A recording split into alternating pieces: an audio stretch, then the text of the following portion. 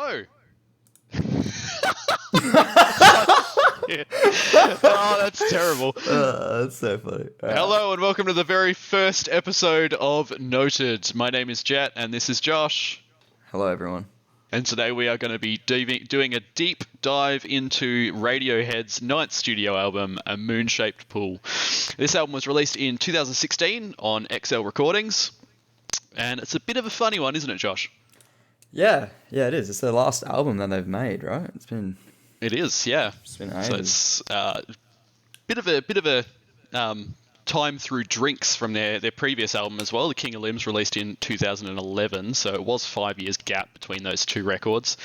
I don't know, and they kind of did drop it as a surprise release as well back in 2016. I think they released a single like a day or two before the actual album released. So bit of a strange way of doing it, but Radiohead does have a funny way of doing things sometimes. Oh, for sure. So what would you say your kind of relationship with the band has been in the past? Oh man, well, I was never really into Radiohead. Going from their old stuff, like I liked it, but I never really, Creep was obviously like the hell big one, but even then, I personally didn't really connect with it that much. I only kind of recently in the last couple of years got into Radiohead, but even then, it hasn't been like the kind of big albums. So what was their album? The big one that was from 1997, I think it was. Oh, OK Computer. Yeah, OK Computer. Yeah, because everyone jumps into OK Computer, and like I did, and yeah, like it, you know what I mean. Like I liked some of it, but like it never really got me until I listened to Amnesiac from 2001. Right. And, okay. That was kind of the album after Kid A. I think they're a year apart, and I think they were recorded in the same sessions. But then, yeah, they kind of like split up the. So like they did all the recordings, and then they picked and choose which ones to put on each album, I guess. Yeah. And I think the idea was they were going to make Kid A like a giant album with the Amnesiac tracks, but then they ended up splitting them because that was so different, which I think was a very good thing. But yeah, so basically, I listened to Kid A and Amnesiac. Amnesiac really, really got me. And subsequently, I just went, listening, trawling here and there. But in terms of albums, Amnesiac was definitely as a whole album, that definitely got me. But don't get me wrong, there's a bunch of singles that I really like from Radiohead. Airbag, Paranoid Android, Subterranean Homesick Alien on OK Computer is really good. On the Bends, Just is like probably one of the best rock records singles I've ever heard, probably. And even in Rainbows, what's the song? Jigsaw Falling into Place. That's a absolute banger of a track. That one. That's a really good song. Yeah, and like I don't personally really enjoy that entire album at all, except for that one track. It's kind of similar to my relationship with Radiohead, I think, because I don't know, you have known me for a while, so it's one of those things that I've been into Muse for a long time. I think 2008, 2009 was when I first kind of got into Muse. And you read a lot of stuff online as Muse and Radiohead are like, ooh, if you like Muse, you'll love Radiohead, or vice versa. And it's like, Radiohead were always one of those funny ones to me where, as you're saying, I would like a couple of songs on the album, or I'd pick and choose, tracks, but for me, they were never like a band that I could sit there and listen to a whole album of and love from start to finish. And that was, funnily enough, until this album released. I listened to this album when it released. So this isn't a new listen for me. It's one of those albums that I've always kind of, been conscious of and listened to a little bit. But I think this, obviously, when we've been listening to it for this recording, it's like, this is the first time I've really took a really deep dive into it.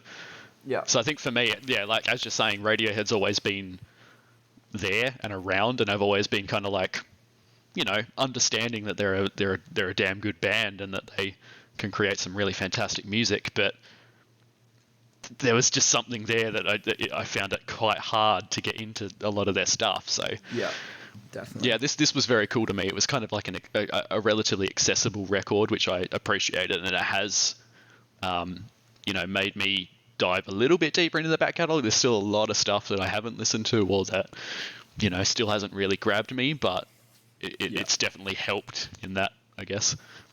Yeah, for sure. That's the thing. Like, I really think with Radiohead, they really put the alt and alt rock. They're fucking Oh, for so sure. alternative. Yeah. Like, I don't know. It's weird. Like, they're alt rock, but at the same time, like you see them labeled with the whole art rock thing, and I get that, because like some of the stuff that they're creating is such a trip. It's so weird and so it just goes against everything that you think would be happening in a song, or you think that would be happening in music in general. That it's it is quite cool. So I can absolutely see that label for them too. Oh, definitely. They're basically a different band from the 90s compared to the 2000, 100%. 2010 Yeah. works. And I almost feel like they're a totally different band album to album as well. From what I've heard, I mean, it's like you mentioned like Amnesiac and Kid A before, two albums that they recorded at the same time, but just wildly different in terms of sound and that kind of thing. I mean, they just go down totally different routes with everything. So yeah. All right. So I guess we can start doing the tracks, unless you've got anything more to say. We can. I was gonna say, Moonshaped Pool. I didn't really get into until end of last year, in 2020, and the start of this year. So this is kind of a relatively new record for me. But yeah, which is kind of like kind of gets why I wanted that's kind of nice to as well. Like you're coming into it with a little bit more of a fresh take on it. Whereas this is music that I have heard before, and I heard it bloody hell, well, 5 years ago almost. This album was released now. Like I heard it back then, but yeah, as I said, it's kind of been one of those ones that I've listened to and I've appreciated and I've really enjoyed, but until now I've not fully dived into it. Yeah. All right. Well, yeah. Without further ado, I suppose. So the first track on this album is "Burn the Witch," and what were your thoughts on this one? Burn the Witch. Yeah. So, Burn the Witch. I don't know. I guess I can just like read out some of my notes here that I've taken. We just talk about that. But I thought it was a nice tone of like the string instruments. I think overall, I came to find out this whole album is just very well produced, extremely well produced. The strings and orchestral instruments are just like they really so do nice. Pop out. Oh yeah, just massively. I think that's a hard thing to get right on a lot of records too. Is when you're adding all these instruments that you wouldn't necessarily hear, particularly in like rock music, like strings, or you're adding later on. There's a track that's quite electronic and that kind of thing, and when you're incorporating those elements, it is a tough thing to get right and still be still feel fluent with the more organic instruments, or the more regular instruments that you would hear in rock music. Oh, of course, yeah. I think this song, I don't know, overall, I personally didn't vibe with the song. I found it pretty hard to connect to the song. It just, to me, it was like, I thought the production was really good. I thought the vocals like mixed well with the strings and stuff like that. But for me, I just didn't think there was much of a hook for the chorus. Radiohead's really good at getting this really like, I don't want to keep saying alternative, but like kind of alternative chord work and really interesting, vocal melodies and stuff. Yeah. But in this one, I don't know. It just didn't get me as much as I thought it would. And for like the first song on the album, it really is like an interesting kind of like first song. I don't know. It almost feels like they put it at the start just so it wouldn't. So it was kind of out the way with. I don't know. That's just the way I felt about it. Do you know, I've literally got the same, like a very similar note written down, is that I found it to be a really interesting choice for an opener, because, and I've written, it feels a little bit disjointed to the rest of the album. Like, don't get me wrong, some of the soundscapes that they're using and some of, like, obviously, this album is dripping in orchestral music. Like, it's extremely orchestral pretty much the entire way through. Pretty much. This is a very orchestral song. but this is a very simple song for a Radiohead track. This is a very simple song, and I can say this was the single that they released prior to the album coming out. Yes, so this was the one that people heard before this whole album came out. So it is risky, but at the same time, I remember it getting it got a really good critical kind of reception. So it wasn't people listened to it and went, oh that's awful, Yeah. And because it's not an awful song. It's not. You're right. It's not an awful song, but it does feel a little bit strange when you weigh it up with the rest of the album. It just feels a little bit funny. Yeah. I don't know. It's a weird one. I definitely agree. Because that's why because I listened to the album a fair bit, but when I came back to really get some hard notes on it, this song just doesn't. It's not on the same caliber, and but it kind of works for and against it, because at the same time, it's like I feel like this would kind of let the album down if it was at the start. Sorry, at the middle or the end. But the fact it's at the start is kind of just one of those like, oh, okay, and you know what I mean, and then it's gone. And it's not particularly long as well, so it kind of works out. It's quite funny, but like in saying that, I can understand why they put it as an opener as well, because it is. If you're looking at that list of tracks, this is, if you're picking up this album and you've somehow never heard of Radiohead and you somehow don't know, anything about this band, you're going to put that in and listen to that first track, and you're going to go, it's pricking your ears up. Like, it's a big sounding song. It's not, like imagine opening this album with Daydreaming. Yeah. People aren't going to sit there and be like, ooh, let's see what kind of journey we're going on. You almost need that big, big opener. Yeah, from that perspective, I suppose definitely. But I wrote here in this note, I wrote leaning toward more experimental, which I'd go the opposite to that. Weirdly, I'd almost go, this isn't very experimental at all, and I can see why it's a single, because it's quite accessible. I was under the I can see that, but I was under the impression that like. I feel like it's more experimental because it just doesn't have, the same kind of lyrical work or chord work or things like that. It just, to me, Do you mean kind of experimental in a radio, like it's experimental for Radiohead because it's not crazy. I think it's experimental for a Radiohead song where it's more about the production side than the writing side. There's a lot of strings going on. You can't, you can't really hear his like lyrics too well, especially in the chorus. I don't know. It's interesting. It's a very interesting song. I will say you did just touch on the, you can't hear his lyrics very well. I have made a note here that it does feel like his vocals do get kind of drowned out in that mix a little bit sometimes, and whether that's by design, because obviously you've got these massive sounding, string arrangements and that kind of thing that. You kind of almost want that. You want, that sense of urgency coming through and that kind of thing. Yeah. But it is tough to hear his vocals in this track sometimes. So I can understand that. Yeah, definitely. I actually gave each of the songs. I don't know if you've done this, but I actually gave each of the songs a out of 10 rating. Yep. I personally gave Burn the Witch a 6 out of 10. Just because I believe like it's not terrible, but just because I have the that kind of bias of hindsight that I know what's coming on the album. Yeah. It's just a good thing because the rest of the album is, in my opinion, way better than Burn the Witch. Spoilers. No one's ever heard this album. But yeah. No, of course not. It's only been out for 5 years. No one's heard this. So, some real underground shit to start us off. Yeah, that's it. But yeah, what are your final thoughts on that?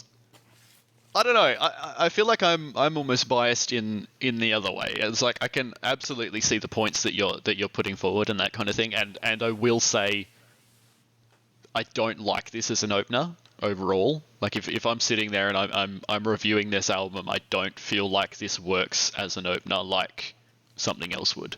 Do you know what I mean? Like it just doesn't feel like it fits perfectly there. In saying that, this is you know, as I mentioned, I listened to this album when it came out, and I listened to this single before I listened to the album. So I loved this track when it came out. I thought this was absolutely fantastic. I thought it was, you know, it kind of gave me that bridge into this music a little bit more. Yeah. So I don't know. I kind of liked it, and I guess that kind of flows into the fact that I feel like it's a little bit accessible because it was obviously accessible enough to hook me, if you know what I mean. Yeah. Cool. I love the string arrangements in this, particularly towards the end. I think that really kind of dissonant sound that you get, you know, as it's reaching that crescendo at the end is fucking terrifying, to be completely honest with you. It's, you know, it really reaches that fever pitch and kind of, you know, you're kind of wondering what's happening next, and weirdly enough, it's Daydreaming, which you just don't expect whatsoever. But the production on this on Burn the Witch is just incredible. It's incredible, but at the same time, I feel like it's weak with the vocals. I don't know. It's in that very very weird place that I feel like they some mix of it well is... together. I think from a production point of view, I don't think they clash. But the whole thing is like they mix too well, so I can't really hear it. Yeah, and I guess and as we're saying, that might just straight up, you know, be what they were going for, and that's totally cool. But yeah, I also rated these out of 10. I gave Burn the Witch a 7.5. Sure. I definitely think there is weaker tracks on this album that we'll obviously get to at some point, but yeah, I enjoy this track. I don't feel like it's in the correct spot, but aside from that, I think it's a really good song. Yeah, I think it's the weakest song on the album, personally. But yeah, anyway, cool. It's not bad for sure. I don't genuinely think you can call any song on this album bad. I think there's obviously stuff that you can critique and that kind of thing, but as a whole, this album's very good. Yeah, and I don't think we're not spoiling anything by saying that, because I think everyone knows that this album's pretty decent. Yeah, for sure. All right, so track 2 is Daydreaming. Now this, for me, is an album highlight for sure. It's not my favourite song on the album, but it's probably second, to be completely honest. Sure. This gives me that same kind of floaty feeling that you get from a track like Pyramid Song. Yeah. And obviously they're different in the way that they're doing it. Pyramid Song is just a fucking weird ass track. That is. This is relatively straightforward, I guess, in terms of musicality and that kind of thing. But just how it sucks you into the atmosphere of this song, I feel like it's pretty incredible how they've managed to do that. Oh, I agree. I definitely agree. Daydreaming is such a good song. It's insane. It's absolutely insane. Yeah. This is the first song off Moonshaped Pool that I heard. It's a pretty good intro to it, to be honest. Like I kind of look at Daydreaming as almost like I don't know what do they call it? It's the magnum opus of this album, as far as I'm concerned. Like it's long, it's expansive, and it's epic, and it's all of that. But it's, you know how you were saying about sums up the album. The first track. Yeah. Kind of setting up the whole album. I would kind of, I don't know, in some ways, I might have even just left Burn the Witch as a single and not even had it on Moonshaped Pool. Yeah, because Daydreaming really sets up the rest of the album. Yeah. And that's Burn the the thing, Witch like, doesn't, in my opinion. I can see why Burn the Witch is there, purely because as someone coming into this album not knowing what Radiohead is and all of that kind of thing, Burn the Witch would grab you more than Daydreaming would. But if you're looking at it from someone who even is aware of Radiohead, or is willing to give this a proper listen, absolutely Daydreaming should be the first song on this album, because it sets everything up. Like that, from Daydreaming on, this album's pretty fucking great. This album is insane. Yeah, it flows pretty decently. It's, you know, it is. That's the album. That's the core of the album. Yeah. Well, I wrote here for the because I was kind of writing notes as the song was playing. Mm-hmm. I wrote very floaty intro, a medley of ethereal chimes. Oh, that's very descriptive of you. Yeah, enchanting piano.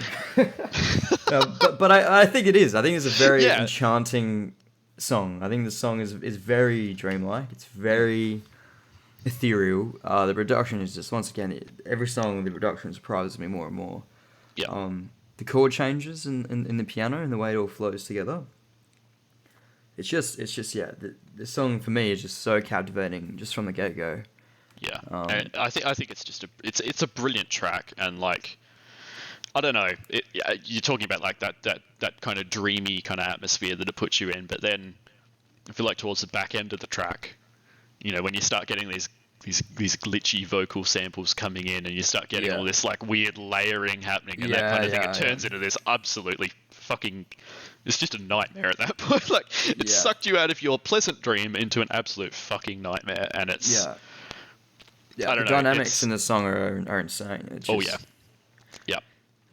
And I wrote, think for me, I've always considered I've never considered Radiohead to necessarily be, in terms of one track, I don't consider them to be a super dynamic band, to be completely honest with you.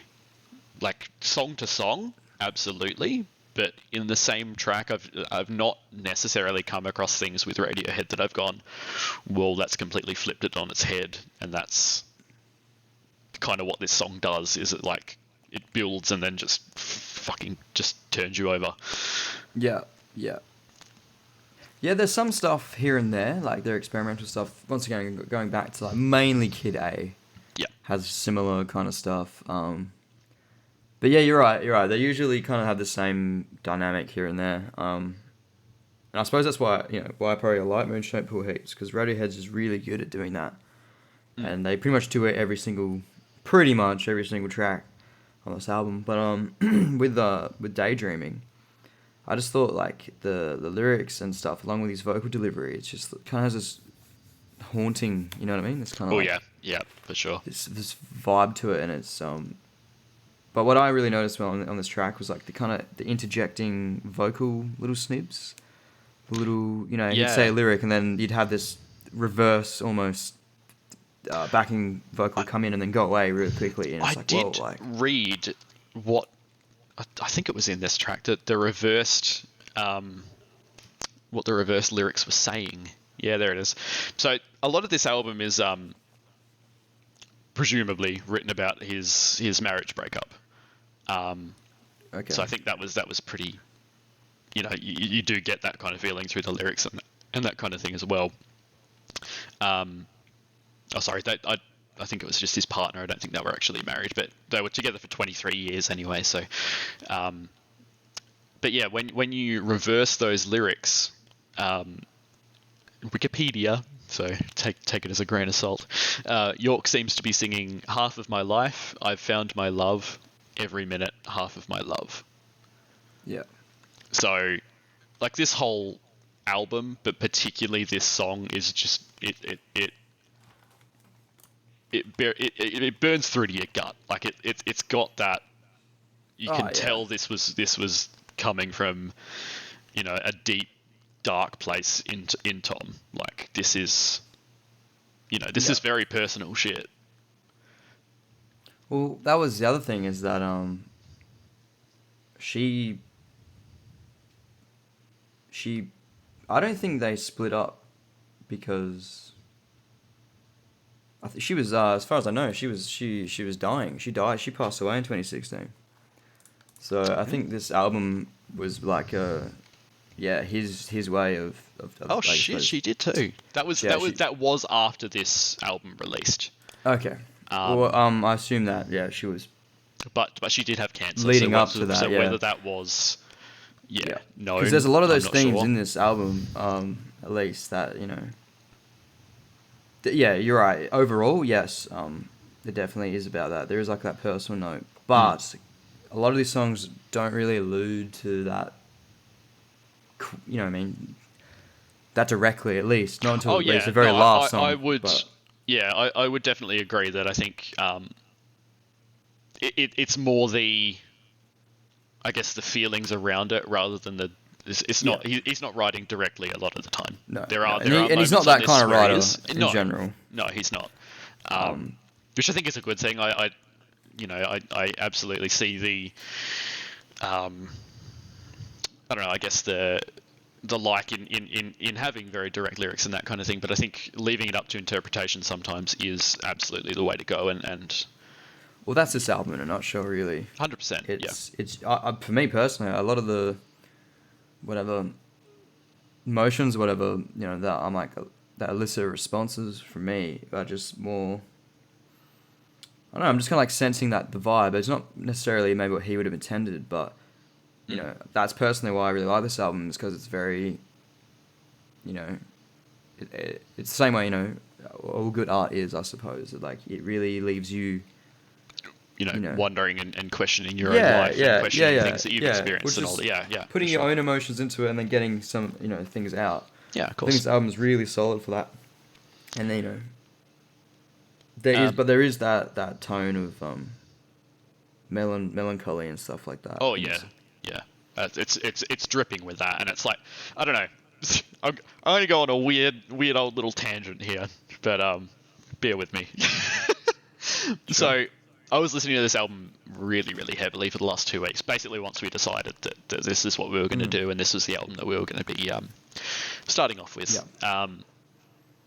We went through the place where we live. We went through a lockdown last week from COVID.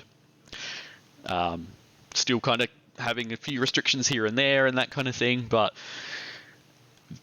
I had a moment with this song as I was walking home from work. Unfortunately, lockdown, still had to work. I was walking home from work with this song in my ears, and I was kind of just looking around because it was like middle of the day, mid-lockdown, and there was just no one around, and it was just really fucking weird, and it was really like, I don't know, it just kind of put the heebie-jeebies up me a little bit, and I was having this moment with this, as it was coming to that kind of crescendo at the end of this track, and just walking down the street and just looking around and being like, oh fuck, this is real, this is happening, because we've been very, very lucky in terms of where we live, in that we've not had to kind of go through a huge amount with COVID. Like we had the initial kind of panic and worry about it and that kind of thing, but we've been very, very lucky in terms of, not having any local cases for a very, very long time.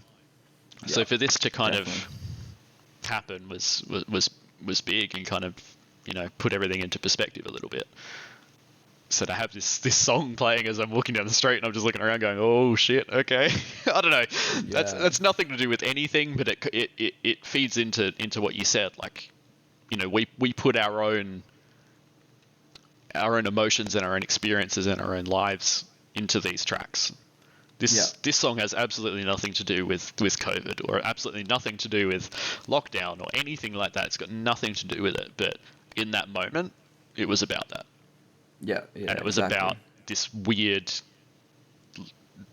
life that we're all living at the moment, and this weird phase that we're in terms of the world. So, yeah, it was very strange, but I thought I'd bring that up because it was it kind of fed into what you were saying a little bit, but yeah, exactly. It's and that's probably like the mark of like a really, really good album is you put your own. You put yourself into it as much as the artist did, and that's probably like the beauty of music, I suppose. But it's just one of those songs, especially this song. But yeah, this song is definitely very I don't know. It's hard to explain, like somber, I suppose. Yeah, for sure. I wrote melancholic state of being. Yeah, no, absolutely it is, and it's, but somehow at the same time it's such a big expression of that. Yeah, because absolutely you can do it. You can do a melancholic song, and the state of melancholy is you don't want to do anything massive or expansive, but this is just almost like a total wall that you find yourself in. Yeah, of course. And this song just portrays that so well, so incredibly. I don't know. I've given this track a 9.5 out of 10. This is, as I said, my second favorite on the album.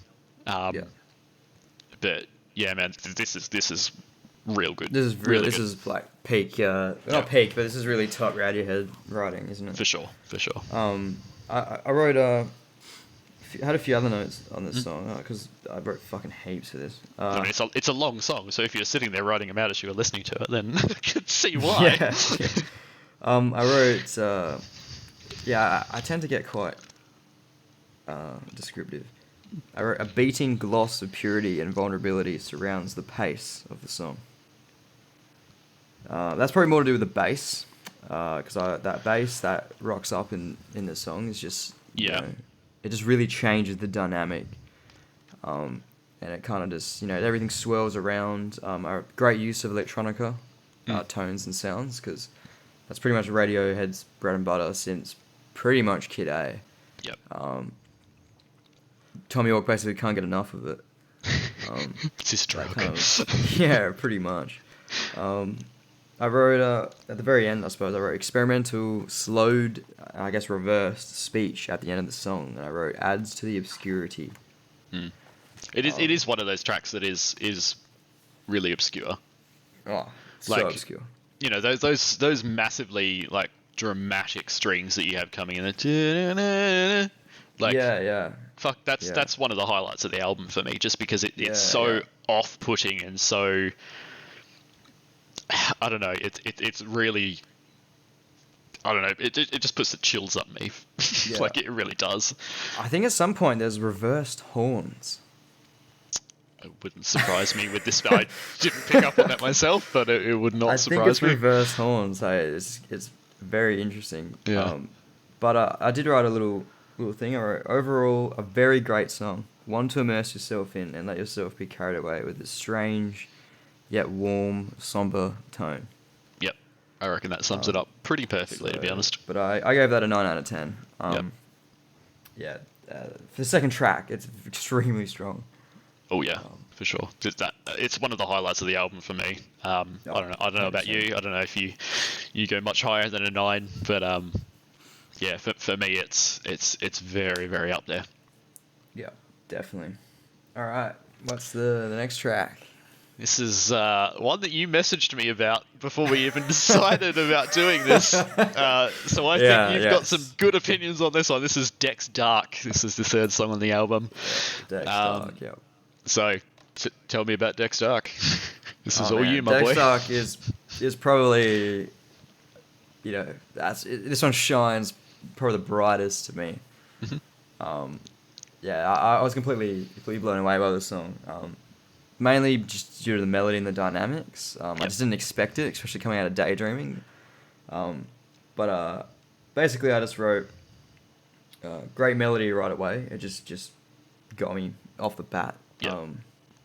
Has really, once again, I keep saying this for every song pretty much, but the production is just great. Everything blends well. 100%. You have those dreamy background noises that you do have in Daydreaming, but there's also more of that alt rock sound. What do you call it? The song advances into a swirly choir, which I hadn't really heard on Daydreaming or Burn the Witch. Yep. We'd have such strong strings and stuff like that. So when that came on, I was like, wow, kind of thing. But the good news is for me, because I'm really like into the kind of alt rock side. The alt rock just shines through through the kind of dreamlike production. I was just the chords are amazing. The lyrics invite imaginative states of mind for me. I was really just getting these. Just really, my brain just kind of like fires off with all these different scenarios. The dynamics are absolutely excellent. All the instruments shine through. I think that's really cool the guitar thing that we breakdown. haven't really touched on massively is like, as much as we've been kind of talking about all these like atmospheres and that kind of thing that they're building and that kind of thing. The instrumentation on this album, purely if you're going by what each band member is doing, fantastic. Like, we haven't touched on it a massive amount to this point, and to be honest, if I'm looking through my notes, I probably haven't a lot of the time. But the instrumentation on this album, from the core members of the group, is fantastic throughout. Like, performance-wise, brilliant. Yeah, I suppose at this point they're the masters of their instrument. You almost don't even need to say it. Like, it's this band's been going for a fucking long time now. They know what they're doing. Yeah. And they're doing it very well. And and this is like the best part of this album in a lot of ways is like nothing's over the top. Yeah. Nothing's Weirdly, which when you underdone. consider how massively expansive, I guess this album is, for nothing to feel like it's too much. There's almost that, that beauty in being able to reel things back when it needs to be reeled back, and just kind of appreciating the space between stuff and that kind of thing, which I think is very important. Yeah, of course. Well, with this song Dex Dark, one thing that really struck out to me was like just that, I don't know, they have really good sounds with their guitars and their bass and drums and stuff. So that kind of classic Radiohead fumbling kind of like sound. Yeah. But when they're picking and stuff, it just like comes out really, really good.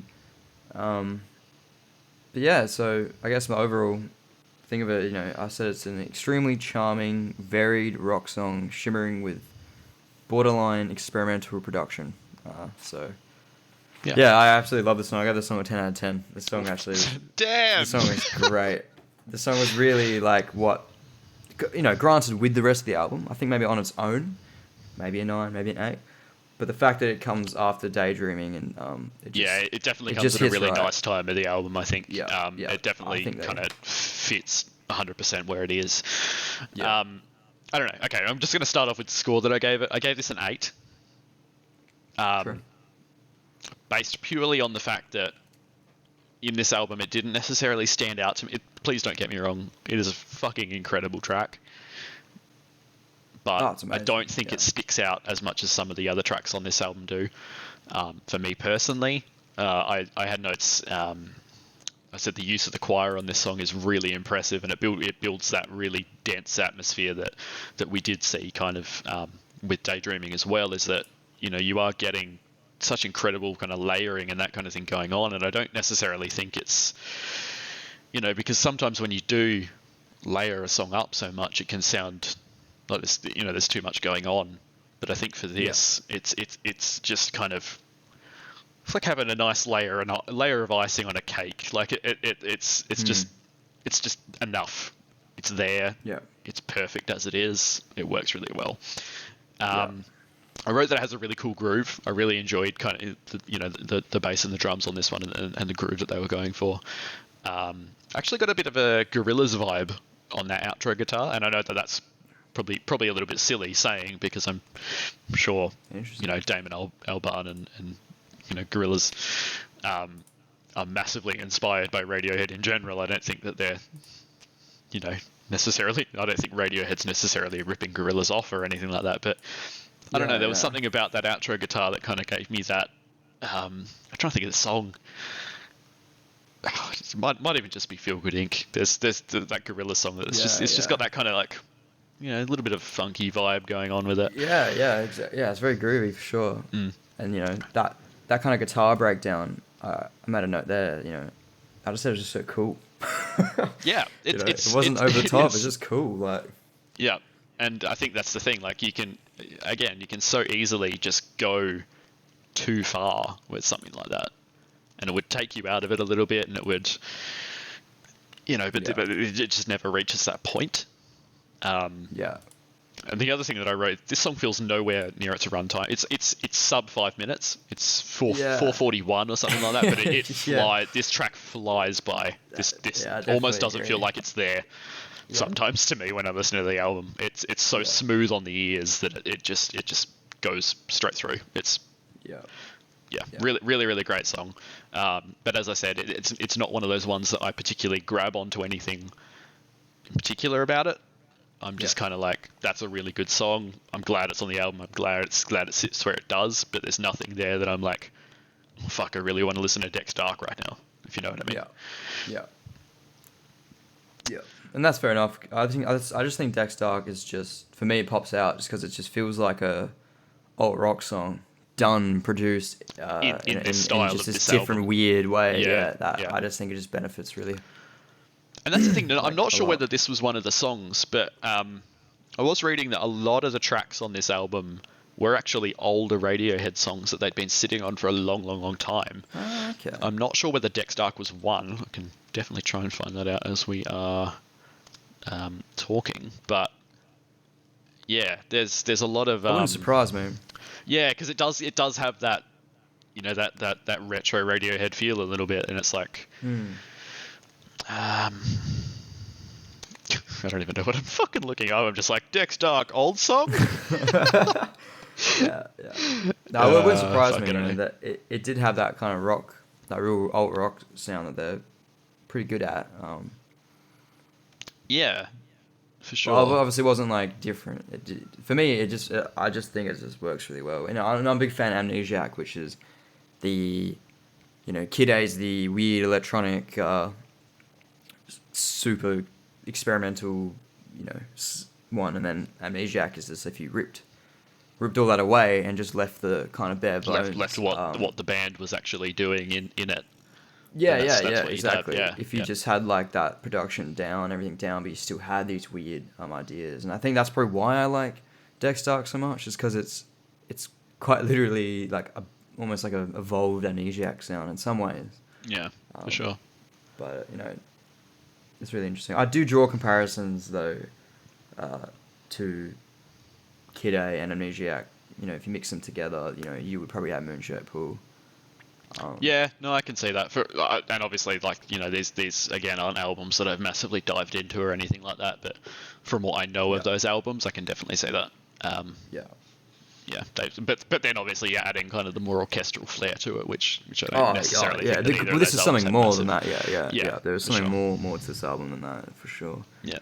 Currently got otherwise three it's tabs of a moon-shaped pool open on Wikipedia. They just keep fucking adding more. Oh god. That's funny. All right. But yeah. Yeah, really great song. Desert Island Disc is the next one. Desert Island Disc. Okay, so for me, you start off with this one. yeah. So I really like the introduction of the acoustic guitar here. I feel like it, you know, this does feel like a little bit of a flip on this album. It's not so. It doesn't have that same kind of atmosphere with the orchestra and that kind of thing going on. It's a relatively simple song to me, this one. Whether it's actually simple when you kind of dive into the music a little bit more, I'm not sure. But I didn't have a lot to say about this track. I feel like it's a decent song. I don't feel like it's an album highlight in the slightest. This is probably one of my weaker tracks, if I'm completely honest. Yeah. Just because it feels a little bit simplistic. It feels like it's nice that it's here, and it's nice that it's adding a little bit of a kind of a different flair, and it's breaking up, you know, this massive, overwhelming atmosphere that they're creating with some of the other tracks here. But yeah, it almost has that kind of element of out of place again, like Burn the Witch did. But yeah, I think it's a good track. I liked his vocals on it. I thought it was, you know, pleasant enough on the ears. I've given this a 6.5 out of 10. I don't know. Again, I don't have a massive amount to say about it. It is one of those tracks that is kind of just there for me. But yeah, how about you? What did you think about this one? Yeah, I pretty much agree, except for a few things. So I really like the folk guitar sound. So yeah, I like that folk guitar sound, that acoustic. It reminds me of Bert Jansch, who's an acoustic guitarist from the 60s and 70s. It's really, really good. But he has that very similar hammering on, hammering off kind of guitar stuff. Yep. That just kind of came out to me. But yeah, no, I do agree. It is a slower pace, and it seems to have more simplified production. There's not much going on. Yeah, that's kind of what I'm saying, is like it does kind of almost suck you out of that atmosphere a little bit, because it doesn't feel like it's been in the womb quite as long, and it's had, you know, all this other stuff. And it doesn't sound like, don't get me wrong, it does not sound like a demo. It just doesn't necessarily feel like it's from the same album, to be completely honest. Exactly. Yeah. Well, that's the thing that I even wrote. Like, that simplified production like kind of helps the song stand out. Yes. Yeah, for sure. But yeah, no, it's a very interesting song. You know, it almost has like a peaceful air to it, like a I can see that. Like you know, you said pleasant, which I would agree with. I I did write lyrics are thoughtful and never seem out of place, which I thought was quite interesting. You know what I mean? Sometimes his lyrics, you know, he'll throw this and that in, and it's a bit like, oh, okay, you know what I mean? Like, but with this, it was pretty, yeah, it was just pretty pleasant. It's just a pleasant song. It's just kind of, I don't know. I find this one hard to talk about because it is just, as I say, it's there, but it's nice in the same token. Like it doesn't sit there and you go, fuck, I hate this song. Like, you're not listening to it and going, this is garbage, I want to skip this onto the next track. Like, it's good. But you're right, like, the lyrics are very kind of, they're almost that kind of reflective, I guess, in a way. And I guess, you know, I obviously don't know the meaning of this, and I look at the title and I go, I look at the title and I'm kind of going, you know, it does have that, it's got that reflective kind of thing with it. So, like, if you were on a desert island and you had like, that's obviously, like, it's probably nothing to do with that whatsoever. But, like, it does put you in that kind of space, I guess. Yeah, it's definitely not anywhere near as intense. I did write, overall, a step back in terms of intensity, but helps overall with the album. The song serves to calm and contemplate. It's charming with a hint of old folk. Yep. Yeah, I think that's an important point to make, is that it is a step back from the atmosphere, but it almost makes you reflect on what you've heard before. It's a break, basically. It's a break, but it's a needed break, because if you're just smashing people over the head with you know how this album feels, it's going to be very overwhelming and very going to get pretty dry pretty quick. Yeah. Well, that's the thing. I initially gave this song an 8 out of 10 based on you know, on the album, as it works in the album, but on its own, I think it's probably more of like a 7. Yep. But you know, it just depends on which way we look at it. As a single, definitely a 7. Yeah. But yeah, with the album, I think it works better, especially because now I've heard the album a few times. You know, when you know that guitar comes in, especially coming out of Dex Dark, which just has, you know, quite. It's quite an intense kind of like ending and stuff. Yeah. But you know, it's a very, very charming song, and it's always nice to hear, you know, something different, I guess, especially on the same album. For sure, and you know, like, it's not a massively long track either, and I think that's probably a good thing, to be honest. Like, you know, it's under 4 minutes. It's just sitting there as like a little bit of a break. Like, if they, you know, extended this out to like a 6-minute track, it's not going to work in terms of the album. Yeah, definitely. But I think, you know, the shorter run time and the fact that it is such a departure from what they've done before on this album works for it. Yeah, exactly. Cool. Well, we didn't have that's much pretty to say about say. that one in terms of, you know, it's a good track. I think it is needed on the album, but yeah, I don't know. I think I'm kind of, as I've written my scores, I've kind of looked at it as a singular song rather than how it's fit in the album. So for me, it's a 6.5. It's a decent enough track, but it's not my favorite. It's not my favorite moment. It's just kind of there. Yeah, definitely. I would agree, but I would say it has more relevance than, this is probably where me and you probably disagree, but it has more relevance to the album than probably Burn the Witch does. Probably. I feel like Daydreaming does what Burn the Witch does anyway. Yeah, I think I probably agree with that, but I feel like if I'm listening to an individual track, I'm going to listen to Burn the Witch about 10 times before I try to listen to Desert Island Disc, if you know what I mean. Yeah. I feel like as an individual song, Burn the Witch is far better, but yeah, you're probably right. In terms of the album, Desert Island Disc feels more important. Yeah. And that's the thing, I'm going into this more from the album perspective. Yeah, and of it, like, I'm aware of that as well. I don't know. That's just different ways in which I guess we've you know, rated things, but yeah, because this album would be very hard to look at as each song being singular. That would be pretty hard. Yeah, there is a track. Intense. There is a track later on this album that I'm gonna make a weird point on. That's gonna be interesting when we get there, but yeah, for sure. I'm keen. Yeah, we'll see when we get there. All right, so the next song on here is Full Stop. Now, Full Stop. This is a fucking weird song. but in the best way. This is a weird song because where the fuck did all this... This feels like it was ripped straight off Kid A to me. Alright, so with this song, I'm just going to tell you my overall thing first before I jump into dissecting it. Yep. Because I've written a lot of random points, but none of them are really cohesive, except for the end. So, cool. I wrote, overall, a very interesting song, more of an auditory experience than a traditional song. Yeah, no, great production and dynamics, very cool song. I'd agree, yeah. Because it's very hard to dissect, I feel. This isn't really like a song. I've got a question, though, and this is obviously, kind of... What did you rate this? Because I feel like there's so many different ways you could look at this song. I rated this a 7 out of 10. Oh, that's such a fence-sitting comment. That's a fucking fence-sitting score. Because I don't know. It's not. I don't know. It's just a puzzling entry. Yeah. See, I know for a fact that this was one of the, as I mentioned before, the older songs that they had sat on and waited. So this I think was 2012. I think this has been kicking around since. So that's like, you're coming out of King of Limbs era. Yeah.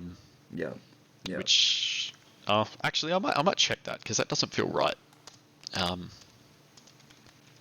Yeah, 2011. Yeah. 2011. Oh yeah. Mm-hmm. Yeah, live debut and yeah. Oh, 2012. Yep. So that was when it first got played live. Okay.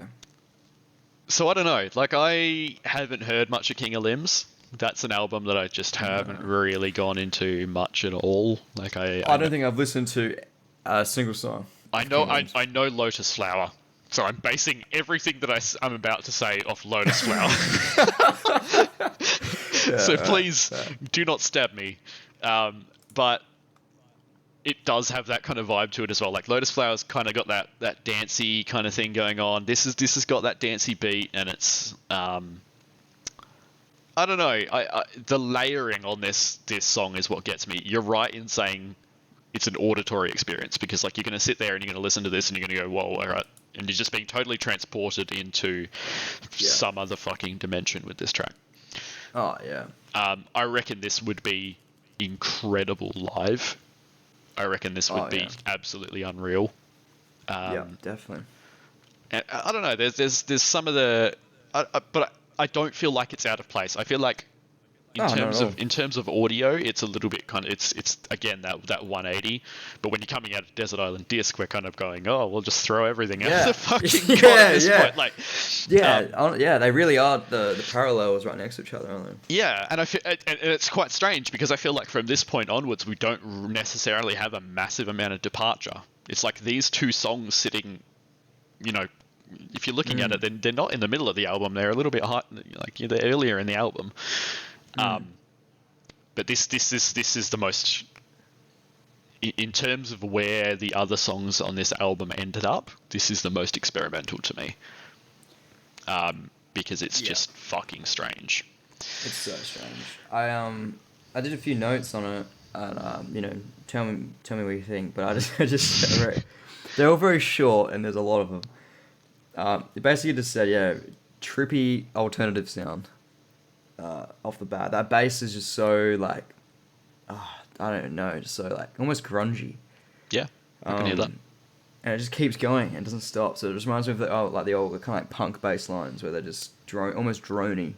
And but then on top of that, I wrote droning electronica to fill the gaps.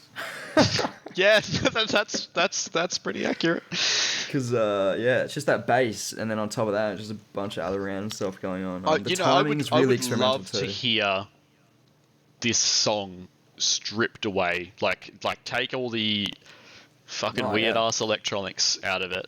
I'd love to hear this just purely as 5-piece band or whatever. How many people are in? How do I not even fucking know how many people are in Radiohead? It's 4. It's 4, isn't it? Is it 4 or 5? No, it's 5. Wow. Ignore me. It's 5. 5 people. I'd love to hear this just purely as the five of them and see where it started, or even if it went through that phase, because they quite easily could have just written this with electronics in mind the whole time, but it's it does create that really crazy soundscape. And as we've been saying, Radiohead's so brilliant at creating these unbelievable sounding these big atmospheres and these big soundscapes. It's like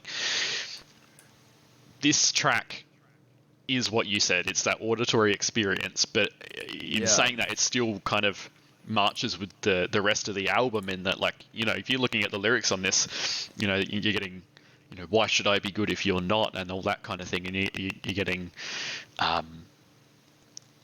again that same kind of personal experience that Tom's driving into it. So it's a funny song, man. It's so interesting, but fuck, it's good to me. I wrote it almost has a Black Star by David Bowie vibe. Yeah. Yep. Yeah, you know what I mean? That whole kind of, so random. Also, I don't know if you noticed, but Tom has he has different articulation when he's singing on the song than I think in anything else. In what way? Well, once again, back to that kind of Black Star, it has that kind of like late David Bowie kind of vibe. Yeah. At least that's the conclusion I drew. The way he sings is just a little like, I don't know, just different. I thought the layering in the song was insane in a good way. The layering in this is just, I would have loved to have seen. Like as they're producing it, like how many fucking different stems and all this shit this thing's going through, because there would have been a fucking lot for sure. I also noticed the vocals are more of almost like a background instrument in themselves. Yeah. It's just so... So I think obviously at the start you're kind of getting the more traditional kind of, like you're getting that little bit of a verse, but then once you're getting into the, that, I can't remember what line it is, that line that he just repeats basically for half the song. And then there's also that the other vocal line on top of it. You're getting that. Yeah, they do almost just work as just another instrument. Then they're not standing out, but they're just kind of adding to the soundscape. Yeah, of course. Yeah. There's really good dynamics though. Really good dynamics. Yeah. Very trippy. I thought, I just wrote down here, creates a flowing canvas of sound. Yeah. Because it was just kept going, and but I did note here, nice chirpy old guitar sound, which I really appreciate from Radiohead. All their guitar tones are always different every song, and I don't know how they do it, but it's pretty amazing. They're very different, and they're always good as well. I will before we get off the song, I will say that it's very, very similar to a Kid A song called the National Anthem. Yeah, and that's what I've written. Like I've written, it feels like a Kid A song. It just straight up feels like a Kid A song. I don't know if you've heard the National Anthem, but there is it's just a bass line that keeps going through the whole song, and there's just random things on it. Yeah. It's really, really good. It's a good song for sure. But this song, it really deserves to be on Moonshaped Pool though, for sure. Definitely. I'm just looking something up because I hadn't actually thought about this until now, because obviously I've been listening to this album on Spotify. But this is, what the fuck was I about to look up? There we go. Stop? I just wanted to look up like the vinyl split, because I feel like that's a good way to end side A. Do you know what I mean? Oh, like, yeah, right. And as we're kind of going into the next track, I feel like that makes so much sense. Yeah. Why does nothing have where the split is? Oh, there we go. Found it. Yeah, so there you go. So you got side A, Burn the Witch, Daydreaming. Side B, Dex Dark, Desert Island Disc, Full Stop. And then you go to the second vinyl, and it starts with Glass Eyes. So there you go. Yep. That works fantastically well as an ending to a vinyl. As a pacing thing, yeah, for sure. 100%. For sure. All right. So you said your score on that one, didn't you? 6. Was it a 6 or 6.5? I said 7. Oh, 7. That's right, because I yelled at you for fence sitting. I said 7. I just don't think it can go one way or the other. I just don't think it's strong, and I don't think it's weak. Yeah, So. no, that's fair. That's fair. So yeah, that's an 8.5 for me. I reckon that's actually one of my album highlights, just because it is such a 180. But I feel like as a track, it's really really good. Yeah, I can definitely say that. All right, so on to side C, I guess. the second vinyl. Oh man, Glass. I would love to own this on vinyl. Holy shit. Yeah, might actually have to buy this. Not that I fucking use my record Glass player, Eyes, right? Sorry, punching the mic. So good. Glass Eyes. All right. So you know how I mentioned to you, I feel like I've got a bit of a weird favorite. Glass Eyes is my favorite track on this album. Yeah, I can see that. I can see Glass Eyes being anyone's favorite. No, well, that's not that weird then, is it? I just kind of looked at this song and I went, it's the shortest song on here. It sits, right smack bang in the middle of the album, and I feel like it harkens back to that same feeling that you're getting in Daydreaming. Like it's that same floaty, atmospheric kind of thing, but this song almost merges that and simplifies it. Just puts it in this little 3-minute long package of just a super, again, melancholic and very personal, heartfelt song. Yeah, of course. The strings on this thing are unbelievable. Very good, yeah. The production's once again insane. One of the most beautiful things I've ever heard is the strings on this track, like hands down. That cello that comes in the like the last few bars, you really get that really deep cello hit. I think that's just fucking perfect. It's very nearly my favorite Radiohead song of all time, if not. True. I've absolutely grown to adore this track the last couple of weeks. Yeah, I just absolutely love this, and as I said, like it starts that second half of the album, and this second half of the album is this album. Do you know what I mean? Like it's not exploring too much. It's not. This is the sound of the album. Like if you just straight up listen to the second half of the album, you're gonna understand what this album's about. Oh, for sure. I reckon that's accurate. Yeah. So what did you think of Glass Eyes? The song's great. I really enjoyed the song. I pretty much agree there. I wrote dreamy piano, the light strings really work well. The way they come in. I did note that it was more direct lyrics than typically used. Yeah. Not that that's a bad thing. It was really warm sound. I think his vocals, piano, everything very warm. Almost felt like you're inside when it was raining, kind of vibe. The lyrics are almost spoken word. I noticed that. It does kind of have that. And very clear as well. Very clear. Yeah. Very clear. When you think back to some of the previous songs on this album and the lyrics and the vocals in general have just kind of merged with the rest of the music. Here they stand out. This is forefront. It's almost like he's talking directly to whoever this song is about. Of course, yeah. And I think the song has an honesty to it. Yes, yeah, which I think is not massively present in a lot of Radiohead stuff, and not by design, 100% by design, and 100% to their credit. Like style, it's not a bad thing, but just the way it writes, I think. Yeah, for sure. But this is a departure in that sense. It's like this is really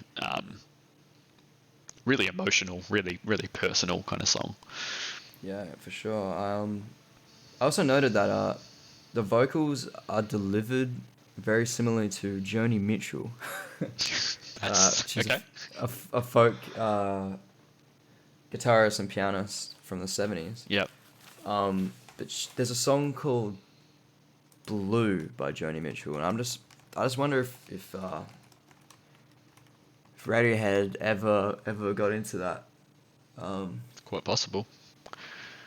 I mean, you listen to stuff and whether it's a direct influence or whether it's, something that they've listened to in the past and just kind of... Well, the reason I say that is just because the way he actually sings and stuff is so eerily similar to the delivery on that from Joni Mitchell.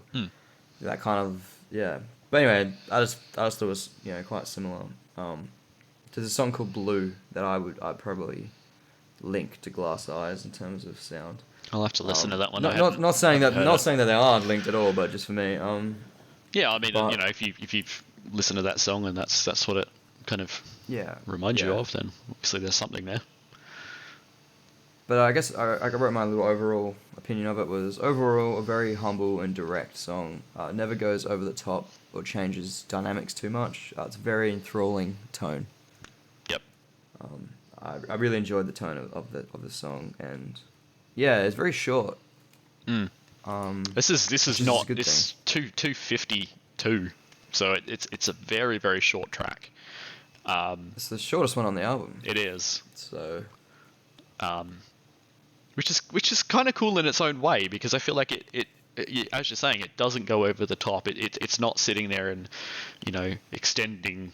It doesn't extend into some, you know, big fucking string arrangement or anything that it doesn't need to. It's just there. Exactly. And yeah. this is what it is. I appreciate this is that, the message that he's trying to portray and that kind of thing. And I think that's you know, that's well, good. I think we both picked up on that, so I think that was had to be intended. For sure. But yeah, as I said, it does. What do you feel rate like, this song? Oh, this is my 10. 10. Yeah, right. Nice. I gave. Nice. It, you know, I if I consider it to be a fantastic album, I'm gonna try and limit myself at all times to only giving one song a 10, and that'll be my favorite, unless there's two that are just fucking unbelievable. Yeah. But I think I got a few 10s in here. Yeah, this is my 110 on the album, and true. Yeah, this will be a song that I take to the grave. No, love this one. I just feel like this is, you know, this is what I want from this band. This is the sound that I want from this band. This is the atmosphere that I want from this band. Yep. All right. Well, I give this song a very, very high 8. Yep. Out of 10. I really enjoy it. I think it's good. I could probably give it a 9, but I just think, I don't know, because looking at it from an album for a single perspective, definitely 9. But when I look at the album, I just think I feel like there's definitely more. It's part of something bigger, so therefore. Yeah, you know, I feel like there's definitely more impressive moments, or like songs, or you know, like moments in songs. But I just feel like, to me, this song's just perfect in its own little right. There's nothing that I would look at this song and go, that needs to change. Or I'm not a massive fan of that. I just feel like this song, in its current state, at this length, perfect. Yeah. So I can't see any reason to give it anything but a 10. Yeah, no, that's fair enough. I can definitely say that. Quickly, I'm just gonna go grab a drink as to have a 1 minute break in this podcast. So apologies. A little fucking intermission. That's on the fly, by the way. No, we didn't plan that. I've run out of drinks. Enjoy. So I'll be back in 1 minute. So, Identikit. What were your thoughts on Identikit? Oh man, I thought Identikit's actually one of the more solid songs, to be honest. I think I actually really like Identikit overall. It's very reminiscent of their older album, Amnesiac, once again, because I have a bias there. Is this the part where I tell you that that's also an older track? Really? Yeah. It's funny that you're able to pick them out without knowing. Yeah, interesting. Well, where's it from? Again, this is like a 2012, I think. I think it was kind of same era as same time frame as Ful Stop, but this is also one of those older ones. Interesting. Well, yeah, that's pretty cool. I thought that the muffled vocal production really helps the guitar kind of stand out. This is very much like a very rock orientated song on this album. The vocal layers just create really cool tone. I wrote the dynamic change is very noticeable and enjoyable. I'm glad you specified that it was also enjoyable. Well, it's very catchy chorus. I like the lyrics. Broken hearts make it rain. Yeah, I also had that written down. I think that's a really cool lyric, and I think his vocal performance, particularly on that lyric, you know, as he kind of goes through broken hearts make it rain. I think that's a really cool little line, I guess. Yeah, it's catchy. It really is catchy. It's a good blend of electronica and alt rock as well. The whole song. Yep. But yeah, I actually have a lot of notes for Identikit. I ended up going pretty ham on it. I'm glad you do, because this is again one of those tracks that I just didn't have a lot to say. It's true. I had a shit ton to say about this. Says, what do you call it? The lyrics conjure up feelings of desperation and loneliness. Yeah. Which I thought the lyrics were quite powerful. Once again, it's with that guitar. It just has that kind of angst to it. The alt rock sound once again. The ending guitar riff, how it turns into this guitar solo that has no effects. It's just this kind of like this struggle almost. It's very raw sounding and very it is. It's all over the place. It doesn't particularly sound good, but in that I can that frustration. Yeah, for sure. It was just the whole song was almost building up to that. It's just what I mean. It just feels like it's that release almost of the frustration and the sadness and that kind of thing. And that kind of desperation. I feel the song is just a very desperate song. And I think it works so well. But yeah, I guess my overall opinion was I wrote the song intrigues with every part that plays, a very moody alt rock piece, very enjoyable, and I gave it an 8 out of 10. Yep, cool. What do you think? Yeah, as I said, this is one of those ones that I feel like it stands on its own, and there's not a massive amount for me to say about it in that, like, it is what it is, and what it is fantastic. I wouldn't say it's one of my favorites on the record. It's in that mid-tier kind of range for me. I did also write that guitar work at the end is really interesting and really does like grab the ear and kind of like jolt you out of almost that kind of like shuffle that you're in with the rest of the track. But it puts like that really nice like finishing touch or the little cap on the song, and like you kind of go, oh, okay, I get it. I wrote that the repeated kind of refrain that they do, that you hear at the start and then it just kind of goes through the whole track. I don't know what the lines are. Something to do with the moon-shaped pool, obviously where the title track of the album, or the title of the album comes into it. It kind of adds that dreaminess almost to the track as well. Oh, for sure.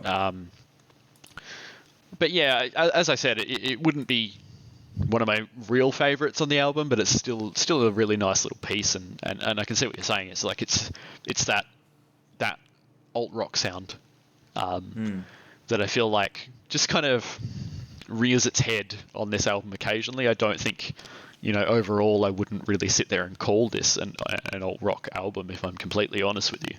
I feel like this probably has other genres that you could fit it in a lot nicer, but this particular song is definitely down that older Radiohead kind of line. But yeah, I think that's probably present for more the other band members than Tom. Yeah.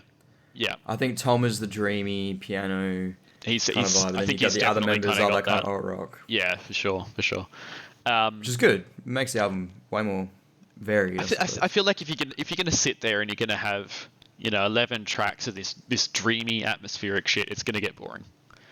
As good as it can be, too much, as fantastic as it is, you can't have too much of that, because it will get dry and it will get boring real quick. I rated this song a 7.5 out of 10. Again, it's in that middle tier for me. I like it, but yeah, it's not one that I come back to a lot. But yeah, that's my take on it. No. And then I think, I guess my closing thing on it, it does come after Glass Eyes. Yes. So which for me, obviously I'm coming down off my real big high into this song. So like, I feel like you could put almost anything after that, and I'm going to be like, oh, but it's not like that. Yeah. But in saying that, it is a nice change. Because as I said, you don't want that really. You don't want that same sound all the time. You can't have that same sound all the time. Well, I'm glad that Identikit came after Glass Eyes instead of Full Stop, because that would have been insane if Full Stop came after Glass Eyes. So, in terms of that, from that perspective, I think it fits pretty well on the album. I can't... That's the thing. This is actually, arguably it's the last super rocky old rock song on the album. Yeah. Yeah, I'd agree with that. I don't think the rest of the tracks are that oldie from memory. But yeah, I think this is kind of where it ends. But I guess when you consider that, the fact that there's probably only two songs on this, like it's Dex Dark and Identikit that I would highlight. And then maybe Full Stop, which is. But that's almost like that different. I don't know. If you're purely going like it's experimental for sure. If you're going old, like sure. First couple of albums, Radiohead. You're looking at Identikit and you're looking at Dex Dark as being those tracks that kind of have that atmosphere or that vibe to them. Full Stop, I'd kind of put in that, like the Kid A, when you start going into that middle period of their career. Yeah, for sure. But yeah, those definitely stand out to me as being the two alt rock tracks on here. Oh, definitely. Yeah, definitely. All right. Yeah, well, that's all I have to say about that. Yeah. It's as much as I've got for Identikit. As I said, it wasn't one that I had a massive amount of notes on, just purely because I feel like it's a good song. But super cool guitar at the end, though. Yes, that's definitely the highlight of the song, and I feel like, as you said, it is building up to that the whole time. Yeah, for sure. Okay, it was number 8, track 8. The Numbers. Also, and this is something that I only randomly read. I hadn't actually realised this beforehand, and I'd be curious to see whether you noticed it. Did you notice something about the track listing on this album? Track listing? Yeah. Just pretend like The Numbers doesn't have the in front of it.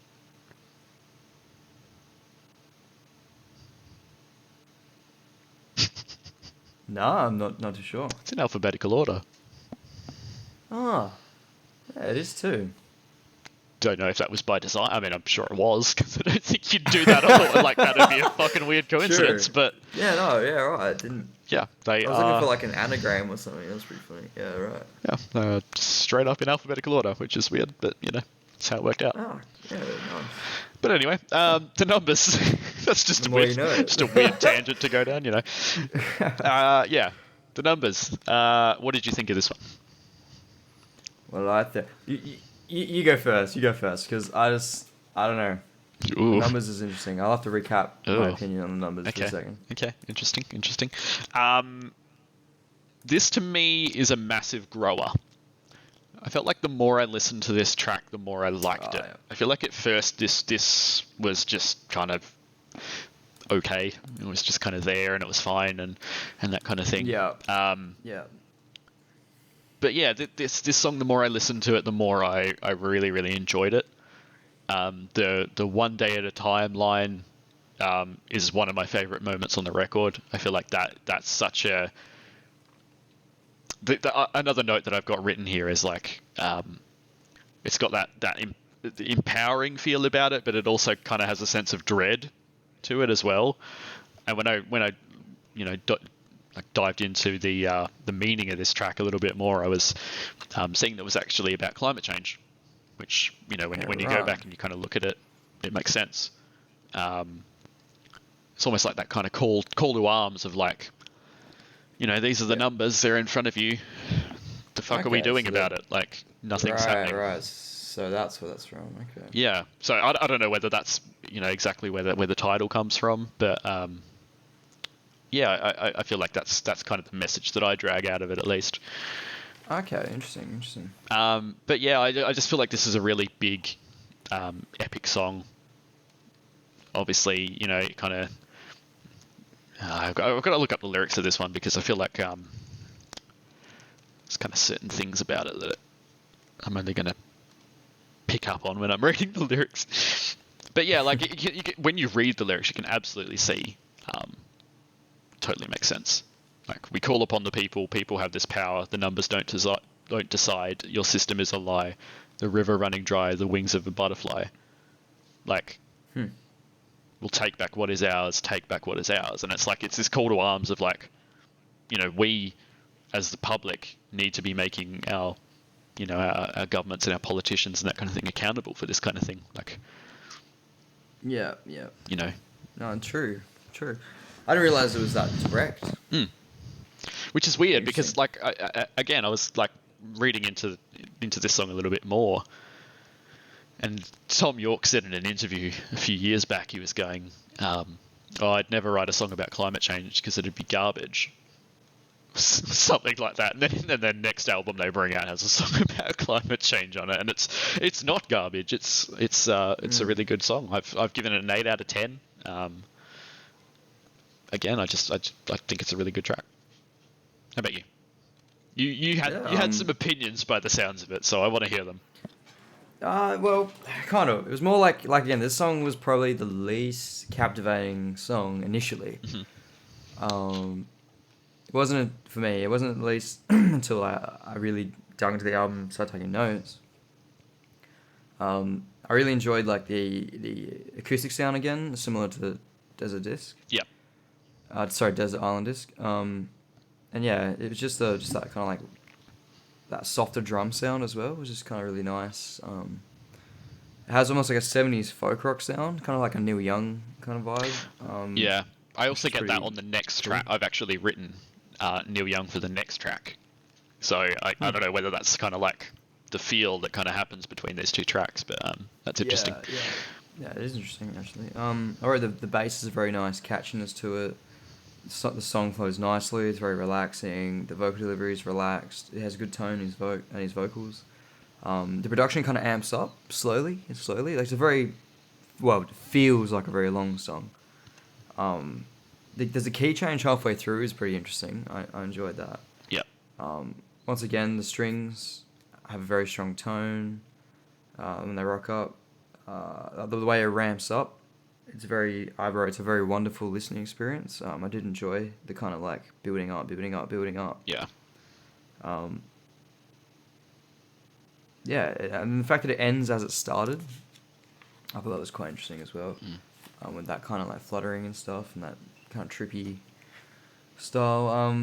But yeah, I don't know. In my ending opinion, I suppose, I wrote that it's a very well written song with a groove that carries pretty much throughout the entire thing. The dynamics of the song help it transition logically, and the subtle production really helps the song from becoming one way or the other. So you know what I mean. It's one of those songs where like yeah, it never went anywhere, but it never like, you know, I don't know. I have a weird opinion about this song. yeah. There's certain tracks that do kind of do that to you, and I think that's on any album. It's like you can understand and you can listen to it and you can go, I know this is a good song, but there's just something about it that's just not. And I feel like it's almost it like might just not resonate with you, and that's totally fine. I think Yeah. you can look at a track and go, it's good, it's well written, it's well done. It's just not for me, and I think Well, I'll that's probably fine. go look back on this song a little differently now that you've given me the kind of context. Yeah, But yeah, but just from the point of view of just how the song hit me, it wasn't. It's not a bad song at all. I don't know. I just felt like it never went anywhere. About the same time, it did. I don't know. yeah. No, it's a funny It's one. interesting. It's interesting. I gave it an 8 out of 10 though. That's higher than I expected by your comments, to be completely honest with you. Well, yeah. That's the thing. Like, I liked it. Like, you know what I mean. Like, and I really like the production on it. And I just think, you know, for what it is, it works. Works really well. I feel like it was intended for it to kind of be this, you know, up and then kind of like, oh, not really go anywhere. Just kind of sit at Yeah. that. But I feel kind like you know, and once you know the context of the Yeah. song, that also makes Yeah. sense. You Yeah. know, you could you could whether Radiohead thinks about this when they're writing this music, but you can look at that and go, that's what it feels like. It feels like this big rush of kind of like, oh shit, you know, climate change is happening. It's real. It's something that we really need to fucking care about, and then something else comes along and we all just forget about it for a while. Yeah. And it just Yeah, fades that's away, true. and it's just like, oh, we'll get to that at some point. And that's kind Yeah, of what that's that true. song feels like. Is like, I don't know. Yeah, I get what you're saying. As you were saying that, I was kind of going, you know, he's right. Like, as a song, it doesn't reach a conclusion that you feel like was worth the ride, if that makes Yeah. sense. Like, If that song was 3 minutes, I'd probably have the same opinion that I did of Desert Island Disc. Yeah. Um, I don't know. It's a really funny kind of track because like it does reach that fever pitch at the end. Like that last time that he's singing one day at a time, he's holding it for longer, and you can hear the rasp in his voice, and you can feel like the the worry and the anguish and that kind of thing. But then it just stops and it fades away into the twinkly little piano and the yeah. which that's quite interesting. It's an interesting song. Yeah, for sure. All right, present tense. Present tense. Now, would you like to take the lead, or would you like me to take the lead on this one? Yeah, no, this is probably my least favorite song on the album. Okay, cool. Well, not cool, but interesting. But at the same time, not necessarily in like a bad way. I'll start off with my rating. I gave it a 6 out of 10. Oh, so okay. Same thing as Burn the Witch for me. So I do have some nice things to say about it, but yeah, I just wrote, it has a nice finger picking sound. Probably goes back to that what you were saying in the last song about the Neil Young sound. It's nice chord work. It's very Radiohead, how it does, those kind of pop chords, and they go into those weird kind of, sharps and flat chords and stuff, and it's really interesting. The backing vocals are pretty cool. I thought it was a good mix of layers. Like trippy use of the delayed backing vocals. Yeah, so kind of that's one thing that I wrote is that the delay on the vocal is really cool, and it makes the song kind of sound busy as well. Yeah, for sure. I think his vocal delivery is really good. When he does his like kind of bigger voice, it's still pretty subtle, which I thought was pretty interesting. Yep.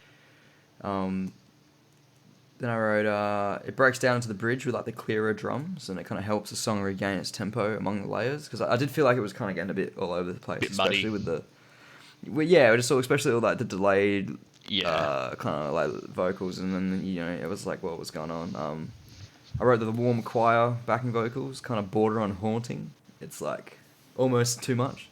The lyrics are quite simple. They don't particularly grab me. I also wrote the song could perhaps needed a bigger bridge or like just a bigger dynamic somewhere.